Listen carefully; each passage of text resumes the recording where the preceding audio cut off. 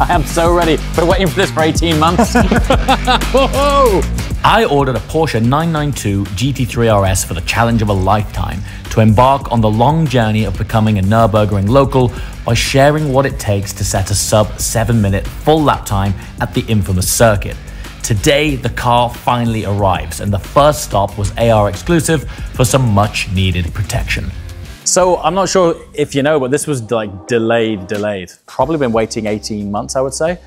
The PTS Gulf Orange, that's the standard thing that it sort of sets it back. But I was told that there was a carbon fiber shortage. And I believe that that was a Volkswagen Audi group thing. And it just pushed it back and back and back. So I've honestly been waiting for this for 18 months. So what's it been like to work on? I know you've worked on a few of these now. Yeah, a couple of them, yep. Yeah. It's fairly straightforward. Yeah. Yep. A wee bit harder with the cutouts and stuff, but it's mostly a 911. Yes. Yeah, I guess compared to most 911s, it does have a lot more aero, right? Yeah. I mean, it's not quite as complex as the last car we brought here. They are a different level. Mega. So obviously we've spoken over the time. This is going to spend a lot of time on track. What sort of application do you guys do in order to sort of enhance the track-specific exposure? On the cutouts on your car, more so it gives it more protection. We've applied double on all the cutout areas. Right. Where it's more likely to get hit. So areas which are exposed here? Yeah, all of them have been like doubled. Do you know, when you see them in reality, there's so much exposure. I mean, that's going to be flicking gravel and rubber and all sorts of stuff out at a very high speed, isn't it? Yeah. So effectively, anywhere there's cutout arches exposed to the tires, you've put extra on it. It'll be mad. So ejection area there, ejection area here. Yep. Oh yeah, I can actually see it. That is going to be super helpful. So the idea with this is we're going for quite an ambitious project, mostly on the Nürburgring. Yep. Maybe before it ends up being out there permanently, I'll probably run it in here, because I believe the misconception on these is that you have to run the engine in for 1,000 miles. Yeah. It's actually the gearbox. So I do need to run it in. When I took delivery of a 991 GT3, the first time I drove it on the Highlands, I was following a friend in a 996, and he threw a rock at the windscreen within 30 miles. Split it. Yeah. So I'm glad we have extra exposed areas. I wouldn't want to be behind this car with the cutouts. I know, you right? You can see the amount of stones this is going to be thrown up. Mate. The car behind you is going to be... Yeah. So we were talking about the tricky areas with the headlights, right? Yep. If you don't apply it right, you can delaminate Well, them? it's not if you don't apply it, the lack is kind of weak on the Porsche headlights. Right. So they have got, when you're normally, you can get them on most time fine. Yes. It's when you take it off, it can pull a lacquer with it. Right. Well, I've had experiences in the past where I've been on track and something's thrown out a rock or something at it, and I've cracked one headlight and it's been like a 1,200 quid fix. So I thought, well, I'd sooner take the risk of having it protected and maybe one day if it comes off, then if you take a lacquer off, it's only what, £70 to be lacquer? Sure, yeah. Whereas, and that was on the previous gen. I mean, God knows how much those are. But Matrix and all that stuff, you're looking at £4,000 headlight. There you go then. So for the cost of the extra, I thought, let's just stick it on, man. It's usual, cool. So as how we like to do it, it's all hidden as much as possible. So we wrap all around the back edges, fuel caps all wrapped and all that kind of stuff. So we hide as much as possible to get the nicest finish. I'm never going to get over how big that wing is. Absolutely ridiculous. The size of it. It's probably the closest thing I would say to a Senna style wing, right? Yep. In terms of size, and obviously it's also the swan neck style too. Pretty obnoxious, that thing, isn't it? It'll be good to feel it on when you're on in Germany, to feel the downforce it creates. Yeah, so I think probably maybe early next year, we'll probably send it out there. I mean, we're end of season for the ring, but I might try and fit in a few sort of winter track days just to get it settled.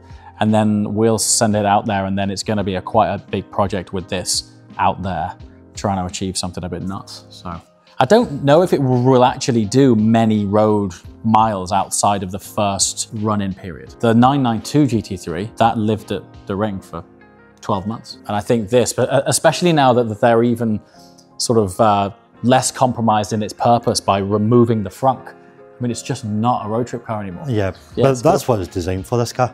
It's a race car. It's so cool seeing it. You know, when you've been imagining something for so long and then it's in front of you, it's a weird feeling. Oh, it's so fresh, look at it.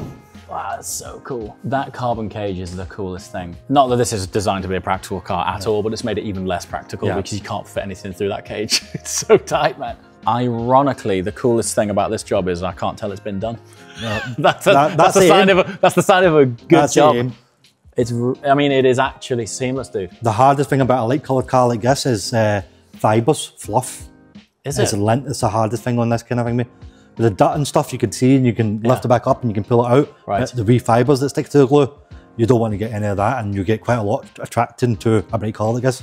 And you see a wee black fiber quite clearly when you're installing. You must have had it where you've done a whole panel and then you've seen it underneath and you're just like, are you serious right now? Yeah, that's the last thing you want is black fibers. And so you also applied the new RS script on top of the PPF, right? Yep. So how it would be like from factory. Which actually is another quite significant contributing factor to not being able to tell it's been done. Yep. Because I guess if you applied it on top of this, you would have like an air pocket around it. But it's like, it's got this impact belt from factory on the car. Yeah, yeah. And then that script is over it. So you'd be going over that with a full panel, this bit and this bit. So you'll see multiple double outlines which wouldn't look. I honestly think, and obviously based on my previous experience in the world of PPF, I've stared at a lot of PPF.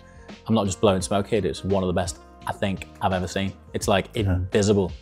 You have done it, haven't you? That's good, yeah. That's good. Super cool. I like to pride myself on. It's brilliant, buddy. Do it really less, but I like to do like the high standards. So yeah. I'd rather not be like a big chain and have loads of staff and just pile out the work and just get, I'd rather just be involved in the business and do it hands-on and make sure every job's to the level I like to get myself satisfaction in the job. I mean, there is not even a stitch line. I can't see anything. It's amazing. It's super cool, dude. So it is quite a different, I mean, you can feel it and hear it. Yeah. I mean, it is a totally different door, which I actually think this car is the first time that the RS has been a really massive differentiating proposition to a standard GT3. Like, obviously, no frunk, full carbon. I mean, it's very focused in its purpose, right? It's awesome. And obviously now a lot more aero. Yeah. The aero this car well produced is going to be.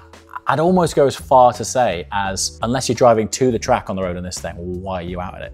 Like, it's not a road car, is it? No. It's a funny one. But yeah, I mean, people don't realise, like, even the glass is supposed to be a lot thinner on this car compared to normal. Yeah, it's much thinner glass. So as part of this time at the ring, there's going to be quite a lot of lead follow with a Porsche factory pro driver.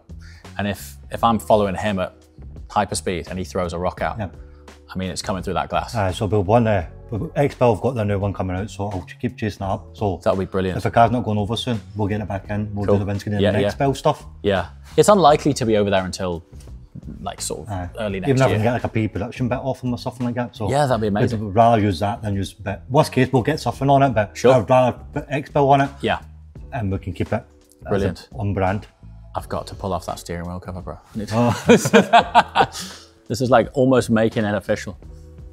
Oh, that feels good. Man, there's so many more buttons on this thing than I'm so used to sitting behind the wheel of a GT3 and having all of these options. I remember when it first came out, I read every word on how all of this works. Now I've kind of forgotten it all. So I'm gonna need to spend time. But the amount of variables now that you can put this car into in terms of different driver modes is you can set up for your kind of endless. They're actually cold to touch as well. They're proper billet paddles, which is super cool. That's a proper actuation. It sounds so good. It's almost haptic. It's like there's a proper shift to it. That's super cool.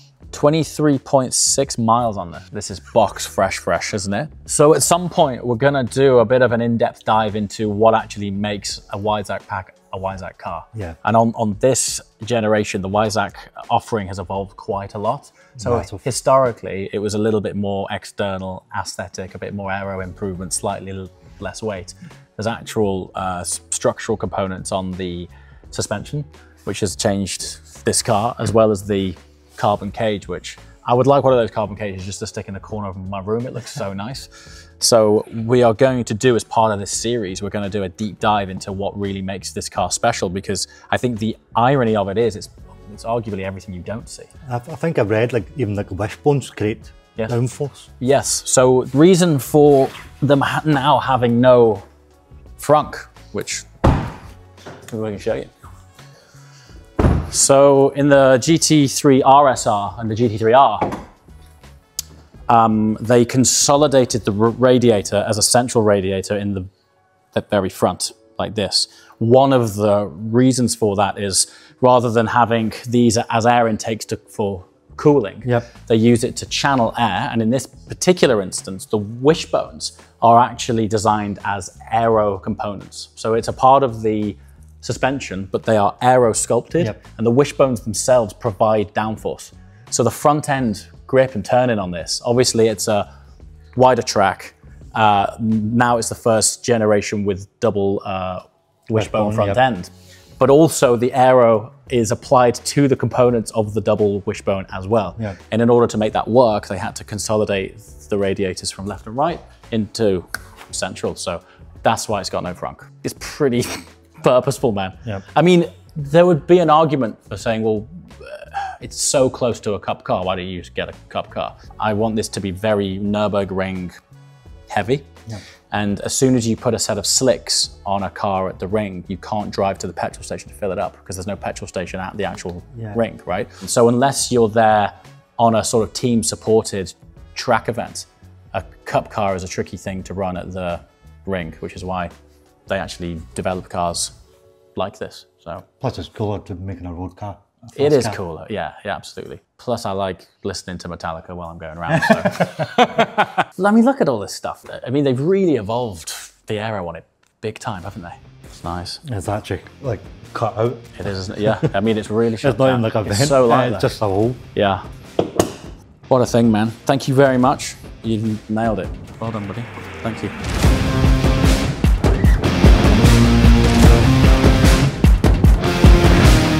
Right, so if anyone's wondering what I'm talking about when I'm saying high impact zones, we conveniently happen to have here a very well-tracked GT2 RS. And all of these black dots here are rubber impact from track day use. At high speed. High speed, track day use. Scott here has had a lot of time in this car, and conveniently it's just come back from a track day, and we thought before it gets cleaned off, why don't we show you what we mean by high impact zones and why AR have done a good job of applying in these areas the extra depth of PPF. So on a 911, because the rear flares out quite a lot wider than the front, historically they've always been susceptible to impact. However, the GT2 RS has got a lot less aero sculpture. So if we have a look at this here, look, GT2 RS doesn't have any of this here, where the face of the tyre is basically directly impacting the body, which, when I say that out loud, it's actually crazy. Where else on this car is picked up front bumper, obviously. Yeah. Bonnet, roof. The front of the roof's got some rubber marks on it. You can see most of them. Like there's a big one down there. Yeah. There's some halfway up the bonnet. Another one in the middle. It's crazy where it gets, isn't it? Yeah, yeah. So impacts like this is basically following someone else. Yes. And it's just flinging it at. Track tyres. If you were to drive over a bit of rubber in a car on, say, a Michelin Pilot Sport 4S. The rubber will come out at a little bit of pace, but on a semi-slick or a slick, they come out like bullets, and they really do hurt. Also think about this, if a piece of rubber or stone is exiting the rear of a car that's doing, let's just say 140 miles an hour, and the car behind you is traveling towards it at 140 miles an hour, it's not always that accurate, but technically you could have like, you know, you could have a 280 mile an hour impact piece. Yeah, obviously it's important to PPF, you know, road cars anyway, but track cars, they get such a pounding. It really is a must. I mean, we've hit a bird at about 130 mile an hour in this one, and obviously again, there's a big mark in here where obviously a stone's hit right on the edge, but it does have film on it, so that just gets taken off, put it back on, job's again, swapped out. It always hits the areas you least expect. In the past, I've always had some leading edge of the there's a bit roof right here. in the middle, just on the yellow section right there. Oh yeah. It's always the same. Yeah, so that's anyway, conveniently placed demo vehicle to show impact zones and why on track. It's part PPF is part of it. Exactly. You've got to have it. Yeah. This thing's awesome, man. So what sort of work has this been had? Because I can tell it's not stuck. It's a partial Manti kit. So it's got Manti coilovers, brakes, lines, things like that. We do want to go and get the rest of it done. So obviously the spoiler, which comes with the deck lid as well, because it's then chassis mounted. Yes. It's had a new exhaust put on it by Brook Race exhaust. Okay. Just cosmetic things like seat risers. Yeah. Usual, but he does daily it. He uses it every day. Fantastic. Super cool. It's great seeing cars like this being used. God, look at the front of it. It's nailed. Look at that. Yeah, so hence extra layers.